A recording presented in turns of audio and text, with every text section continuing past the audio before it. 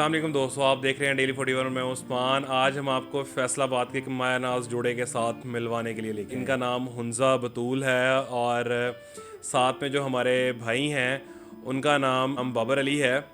तो ये देखने में तो हमें ऐसे लग रहा है जैसे कोई सऊदी शहज़ादा जो है पाकिस्तानी किसी लड़की पे आशिक हुआ है और उसको ब्याहने के लिए आया है, क्योंकि हमने बहुत से जोड़े ऐसे देखे हैं जो लड़कियां बाहर से ब्याहने के लिए लड़कों को आती हैं, लेकिन ये लड़का ऐसा है जो सऊदीया से पाकिस्तान में एक लड़की को ब्याहने के लिए आया है।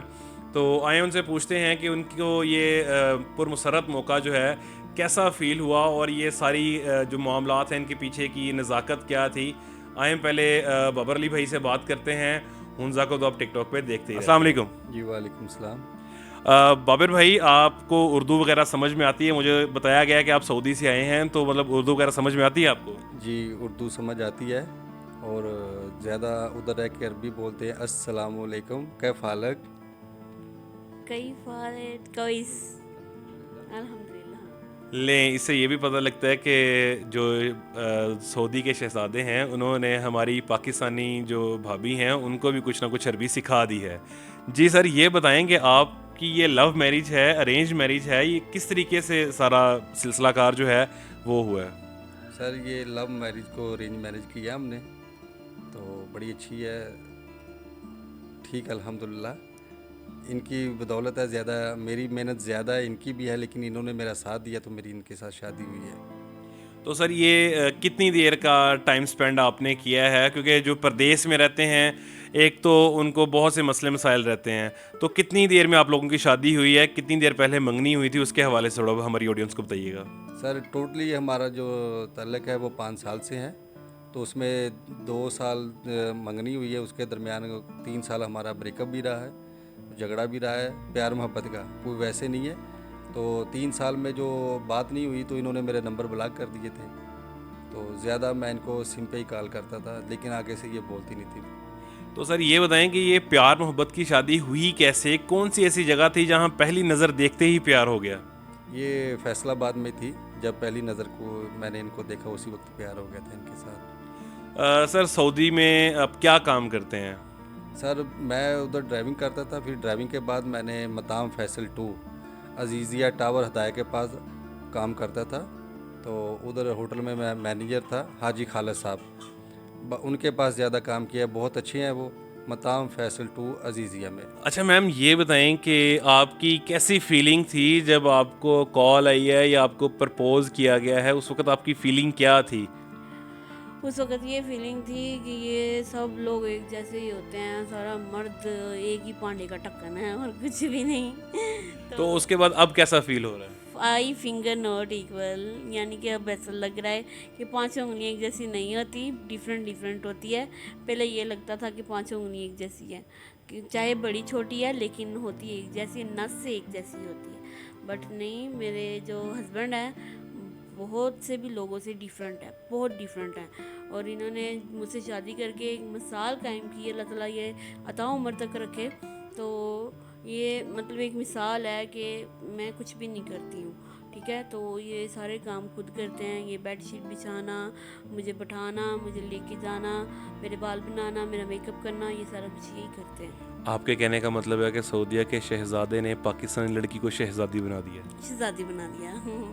अच्छा ये बताएं कि इनकी जब आपको पहली कॉल आई या पहली बात हुई तो आपकी फीलिंग क्या थी कि किसी बंदे ने आपको कॉल की है, और क्या आपके इमोशंस क्या थे उस वक्त?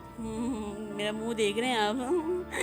ये था, मैंने कहा कि पता नहीं क्या मुझे चिमड़ गया, ये कौन है, कॉल पे कॉल करी जा रहा था, और किसी कभी किसी नंबर से कॉल आती थी, कभी किसी नंबर से कॉल आती थी। वो सोचिए का कोड में लाओ ना, एक छोटे छोटे नंबरों से कॉल आती थी, तो मैं बड़ा फोन होती थी कि क्या मुझे आउट ऑफ कंट्री से कॉल आनी शुरू हो गई है।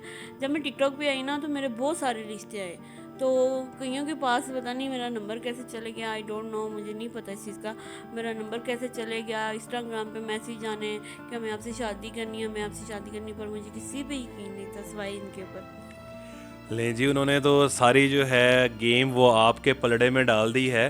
तो ये बताएं कि शादी के बाद की फीलिंग क्या है और शादी की लाइफ से पहले की फीलिंग क्या थी? जो सही बात है वो अभी शादी के पहले तो बस बोर ही था, काम काम काम, तो लेकिन असल ज़िंदगी अब शुरू हुई है, अब मज़ा आ रहा है ज़िंदगी क्या चीज़ है। पहले जैसी भी गुजरी नागवार गुजरी। तो आपको शादी से पहले कोई ऐसी फील नहीं आई कि यार ये 3 फुट की हैं, 2.5 फुट की हैं, मैं 6 फुट का हूँ, लोग क्या कहेंगे, कोई इस तरह की बात? नहीं, मैं लोगों की बातों पे नहीं जाता, मेरे ज़हन में ऐसी कोई बात नहीं। बस मैंने यही सोचा अल्लाह ने जो बनाया वो उसको ठीक है। इनके भी सीने में दिल है, ये भी इनकी भी ख्वाहिशें हैं। इनके साथ मेरी बात होती थी, ये अक्सर ये कहती थी मेरी शादी नहीं होनी, मैंने ऐसे ही रहना है, मैं चल नहीं सकती, मैं घर का काम नहीं कर सकती। मैंने इनको बोला आप बिल्कुल टेंशन न लें, मेरा पूरा वजूद आपका है, ये टांगें आपकी हैं, ये हाथ आपके हैं, बाजू आपके हैं, आप बिल्कुल बेफिक्र हो जाएं। मैं एक बात कहती होती थी कि मुझे कहते हैं कि निकाह के बगैर जनाजा औरत का नहीं है, तो मैं ये कहती होती थी कि मैं निकाह मेरा हो जाए तो मेरा जनाजा कबूल हो जाए। मैं ये कहती होती थी, लेकिन ये कहते थे कि नहीं, जितना सफ़र है साथ गुजारेंगे। और मैं यही दुआ करता हूँ कि अल्लाह ताला आपको पहले लेके जाए मुझको, कि मेरे बाद मैं मतलब चले जाता हूँ, अल्लाह ना करे तो फिर कौन देख रेख करेगा। तो मैं भी यही दुआ करती हूँ कि मुझे मामा पापा इनसे पहले, तीनों के से पहले मुझे लेके जाए, क्योंकि मेरा इन सब के बगैर रहना बड़ा मुश्किल है। ये बताएं कि शादी के बाद की लाइफ कैसी फ़ील हुई है? वो जो हैं वालिदैन थे, ये हस्बैंड हैं, उनमें और इनमें आपने क्या फ़र्क देखा है?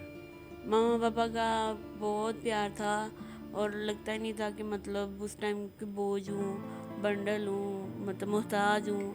उन्होंने बड़ी देख रेख की, बड़ी केयर की, क्योंकि पापा एक बाजू पकड़ते थे, एक मामा बाजू पकड़ते थे, तो छोटी सिस्टर थी वो टांगे पकड़, 3 लोग मिलके मुझे बैठाते थे। तो यहाँ पर माशाल्लाह शादी के बाद ये अकेले ही बैठाते हैं, अकेले ही सब कुछ करते हैं। तो इधर थोड़ा सा लगा कि मैंने, अब बोल रही हूँ, पहले नहीं बताया मैंने, कि मुझे अब लगा कि मैं बाकी मोहताज थी, और मोहताज हूँ, हर बात पे हूँ, हर जिक्र पे हूँ, हर सांस पे हूँ। तो उस टाइम फील नहीं होता था कि मैं मोहताज हूँ।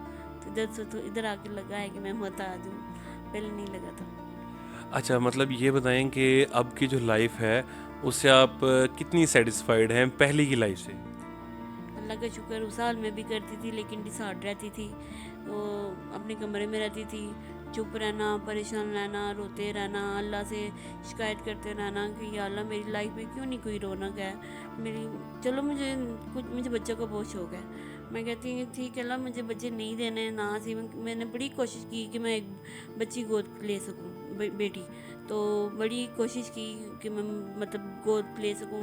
कोई शॉपर में फेंक जाता था, कोई कुछ करता था, मैं जब ये देखती थी ना चीज़ें तो मुझे रोना आ जाता था। मैं पता भी करती थी, मैं तय तक भी जाती थी, लेकिन कोई और परचेज़ करके ले जाता था।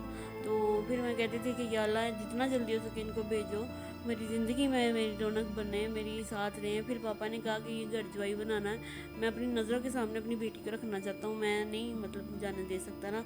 तो इन्होंने बड़े ऐसे तरीके से पापा को मनाया कि मेरे पे यकीन रखें, मैं अपनी बेटी का ख्याल रखूँगा, मेरे साथ जाने दें और लहदा रखूँगा, कोई इसको तंग नहीं करेगा, सेपरेट रहेगी, इसकी हर चीज़ सेपरेट होगी, कोई किसी के साथ अमल दखल नहीं होगा।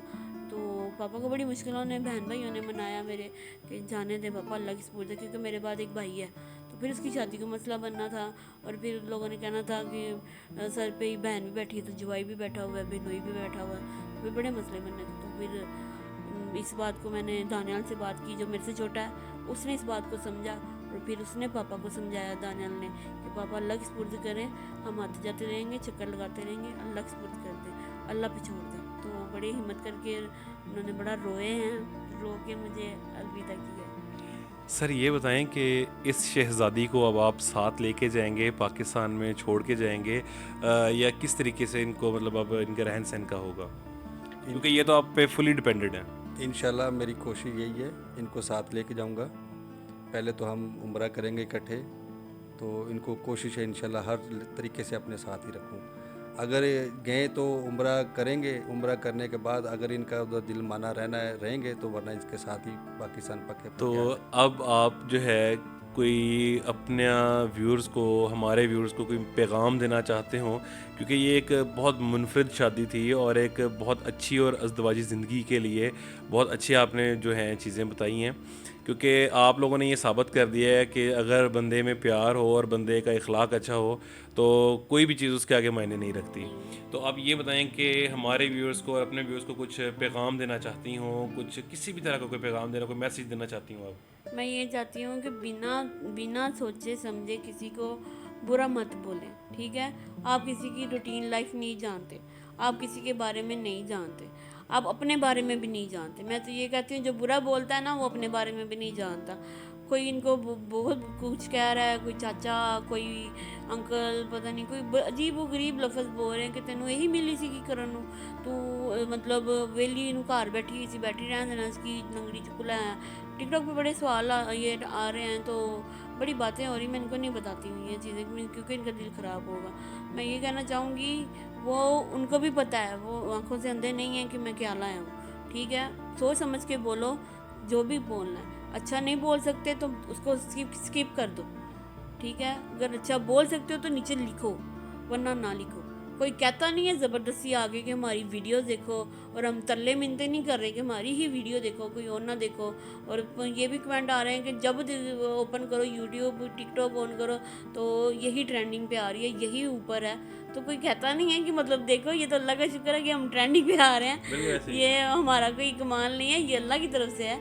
तो ट्रेंडिंग में आना कोई बुरी बात नहीं है, तो बस स्किप करो, ना देखो, बैड कमेंट मत करो।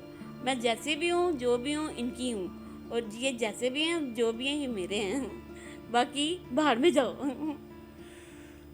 ले नाज़रीन, हुंजा ने बात मुकम्मल कर दी है कि हम लोग आपस में खुश हैं। कुड़ी मुंडा राज़ी तो की करेगा काजी, ठीक है। उन्होंने बात कंप्लीट कर दी है कि हम दोनों खुश हैं, अल्लाह का शुक्र है, तो हमें लोगों की परवाह नहीं है।